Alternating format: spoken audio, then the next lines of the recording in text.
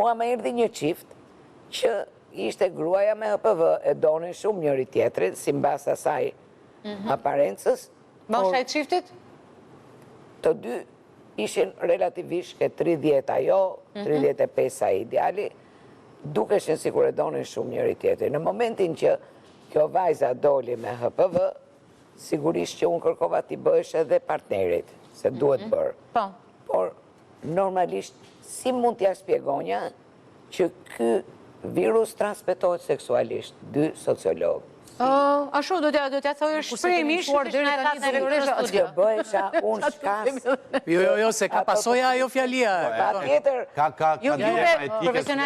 Profesionalisht duhet jeni profesionale dhe vërtet duhet ta thoni. Është drejta pacientit që t'informohet. Pavarësisht dilemës etike të madhe nëse duhet t'ia thuash apo jo, por që çdo pacient duhet t'informohet. Çifti më pas e gjen vetë dhe gjen problematikat e vetë. Edhe ne bëhemi pastaj shkak një divergjencë në familje. Jo që duhet menduar kjo që thot doktoresha, duhet menduar. Duhet menduar në kontekstin shqiptar.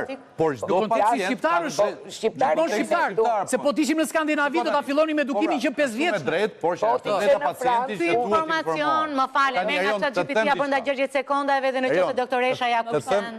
Jo, po ajo doktoresha ja bën të ditur. Kurse di se ti. Seksualisht transmetueshme merret vesh. Po, ti. Unë takon që t'jem pak më respektuar. Edhe kryetar urdhri. Jo, s'ka lidhje kryetar, por që është çështja e respektit gjithmonë. E di kur fillon pengesa? Që momentin që kur është shumë gjenuine dhe fëmijët mund të pëlqejnë njëri tjetrin. Dhe kur njëri nga fëmijët mund të thojnë në familje që shiko se kam një vajzë të kopshti apo është një djalë, i cili më pëlqen, jo, të keqin mbar, është turp.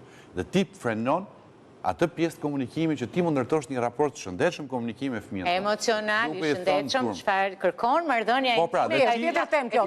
Livia, po që këtu fillon problematika dhe ti e frenon. Të lutem, nuk do na dali koha ta trajtojmë të gjithën, kështu që mos na hapni anekse. Livia, në Kanada, ç'a ndodh me rinin kanadeze? Si janë ato? A janë të mbrojtur ndaj smundjeve seksualisht? Janë të mirë informuar? Po, dhe madje mund flasim dhe për HPV-n, që një mazhorancë shumë e madhe e rinisë bëjnë vaksinat e HPV-s para se të jenë aktiv seksualisht, sepse në momentin që janë aktiv seksualisht, ata mund të kontraktojnë sëmundje të caktuara, po flasim për HPV-n në formë specifike tani, e cila është, siç tha dhe doktoresha, ka mbi 100 lloj formash të këtij virusi që mund të jenë kancerogjen. Mund të sjellë kancer. A duhet bërë kjo vaksina, doktoresha? Është e këshillueshme dhe në çfarë moshe bëhet te vajzat? Patjetër tek vajzat rreth moshës 12 vjeçare dhe tek djemt rreth moshës 13 vjeçare. Se më sipër, po nëse është më sipër për shkak mund të bëhet gjatë. Do shta në komunitetet apo në grupet vulnerabël, sepse tek ato që kanë në të gjithë grupet e popullateve të moshave. Të moshave 12. Unë do isha pak dhe fare nuk duhet të jesh sepse kjo është një vaksinë. Do isha për edukim të lutem,